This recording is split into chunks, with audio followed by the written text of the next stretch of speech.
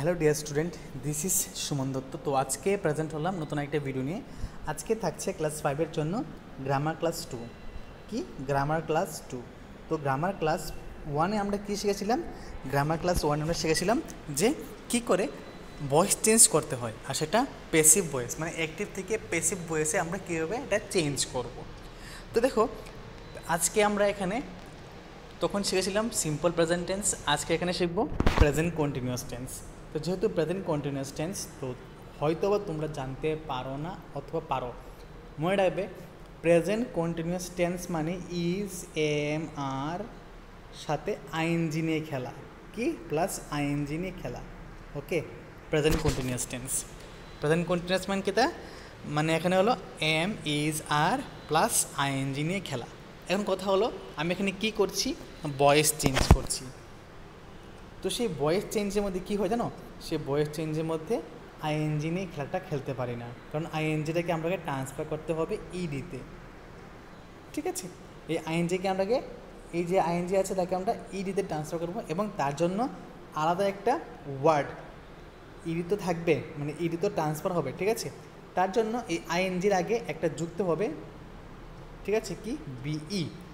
এই বিই যুক্ত হয়ে সে তার ওয়ার্ডের যে পাওয়ারটা সেটা হারিয়ে ফেলবে, নিজে নতুন একটা ওয়ার্ড তৈরি করবে, নাম হলো বিং। আর সে যার সাথে আইএনজি যুক্ত ছিল, সে ওইখান থেকে উঠে কী যুক্ত হবে? ইড যুক্ত হবে। বুঝতে পেরেছো? আমি বলতে চাইছি যে ধরো এখানে লেখা আছে কি টেলিং। ঠিক আছে, এই যে টেলিং লেখা আছে, এই টেলিংটা কি? টেলিংটা হলো, আমরা জানি, প্রেজেন্ট কন্টিনিউয়াস টেন্স।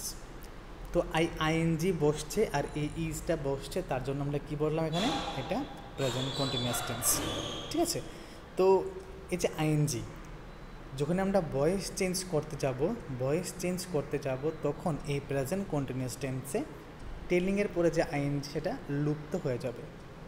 মানে টেলিংয়ের পরে যে টেলের পরে আইএনজি আছে সেটা লুপ্ত হয়ে যাবে, সে এখানে যুক্ত করবে ইডি, তার পিছনে যুক্ত হবে ইডি। আর এই আইএনজি একটা আলাদাটা ভার্ব আসবে, তার সাথে গিয়ে অ্যাড হয়ে কী হবে? বিং হবে। তার সাথে অ্যাড হয়ে কী হবে? তার সাথে অ্যাড হয়ে বিং হবে। ওকে, জিনিসটা বোঝা গেছে? আমি এক্সাম্পল দিলেই তোমরা বুঝতে পারবে। দেখো, প্রেজেন্ট কন্টিনিউয়াস টেন্সের ফর্মুলা কী, যেটা ভয়েস চেঞ্জে আছে? প্রথমে অবজেক্ট, তারপরে এম, ইজার, তারপরে বিং, তারপরে ভি3, তারপরে বাই, তারপরে সাবজেক্ট। তো আমাদের এই ফর্মুলাটা সবার আগে মুখস্থ করা দরকার। ঠিক আছে, কেন? দেখো, আমি এখন বোঝাচ্ছি। ফর্মুলা মুখস্থ থাকলে আমাদের মানে ট্রান্সফার করতে খুবই সোজা হবে। যেমন দেখো, he is telling a story. ঠিক আছে, তো আমরা গত ভিডিওতে শিখেছি যে আমরা যখনই একটা লাইন পাবো বা সেন্টেন্স পাবো, ওই সেন্টেন্সে ভার্ব খুঁজবো। তো এখানে ভার্ব কি? এখানে ভার্ব হলো বলা, টেলিং। তো এখানে ভার্বকে যদি আমরা প্রশ্ন করি কী দিয়ে? হোয়াট বা হোম দিয়ে। ঠিক আছে, হোয়াট বা হোম দিয়ে প্রশ্ন করতে কী হবে? আমরা উত্তর পাবো। এখানে হোয়াট দিয়ে প্রশ্ন কী পাই? যে এ স্টোরি। ওকে, তো এ স্টোরিতে হয়েছে। তো এই যে এ স্টোরি মানে একটা গল্প, তাহলে কি এটা একটা অবজেক্ট। তো অবজেক্টটা কোথায় বসে? সবার আগে কি কই বসে? আগে বসে। ঠিক আছে, যেহেতু আমাদের ফর্মুলা আছে কি আগে বসে। তারপর তার সাথে সুইটেবল, এম, ইজ, আর যাই বসে, কি বসবে? ইজ বসবে, সুইটেবল। তারপর ফর্মুলা কী আছে? বিং, আমাকে এক্সট্রা কিচ্ছু লিখতে হবে না। তারপর টেলটা হয়ে যাবে কি? ইডি। টেলিংটা কী হয়ে যাবে? ইডি, মানে টেলড হয়ে যাবে। ঠিক আছে, বাই সাবজেক্ট মানে কি? হি মানে কি হয়? হিম। এই জায়গাটা ক্লিয়ার? তারপর দেখো, I am writing a letter. তো এই লেটারটা আগে বসবে, এ লেটার। তো এই লেটারের পরে কী হয়? ইজ হবে। ঠিক আছে, তো ইজের পরে কি? বিং, ফর্মুলা যা ছিল। তারপর রাইটিংটা কী হবে? রিটেন হবে। ঠিক আছে, মানে ভিত্তিতে সেটা রিটেন হয়। বাই তো থাকবে, আর আই কী হয়ে যাবে? Me. Okay, he is cooking dinner.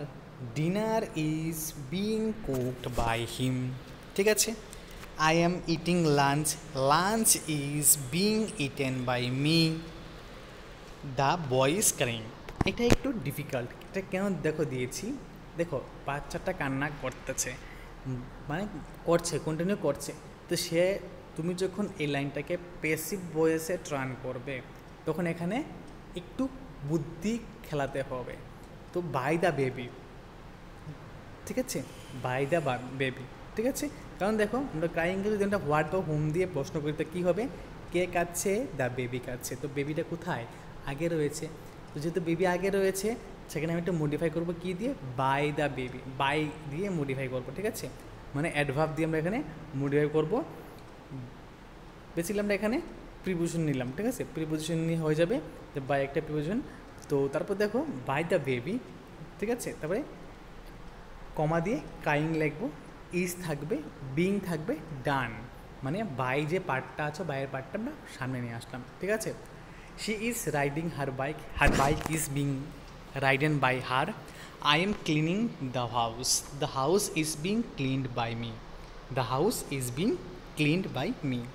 দেখো এই যে মানে প্রেজেন্ট কন্টিনিউয়াস টেন্সের উপরে যে ভয়েস চেঞ্জটা, তো এটা আমি রিকোয়েস্ট করব তোমরা এই ভিডিওটা যারা যারা ক্লাস 5-এ পড়ো বিশেষ করে তারা অ্যাটলিস্ট 5 to 10 টাইমস দেখার চেষ্টা করো।